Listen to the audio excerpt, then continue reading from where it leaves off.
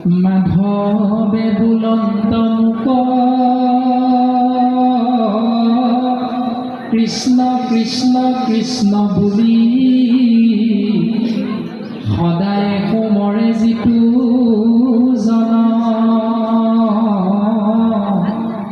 জলহন্তে যেন পদ্ম নৰকৰ পৰাতাংক আপোন উদ্ধাৰু ৰংগ মনে।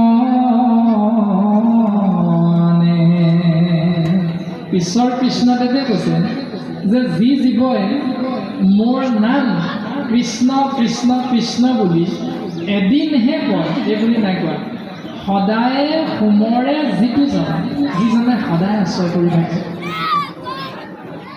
জলহন্তে যেন পদ্ম, পানী বহাৰ লগে লগে যেনেকৈ বোকাত জন্ম হোৱা পদুম ফুল পানীৰ লগে লগে ওপৰলৈ বাঢ়ি বাঢ়ি গৈ থাকে, ঠিক তেনেকৈ জলহন্তে যেন পদ্ম, যেনেকৈ বোকাত ফুলা পদুম ফুলপাহ পানী বাঢ়ি অহাৰ লগে লগে ওপৰলৈ ফুলপাহ আহি থাকে, ঠিক তেনেকৈ নৰকৰ পৰা তাংক আপোনো উদ্ধাৰু ৰংগ।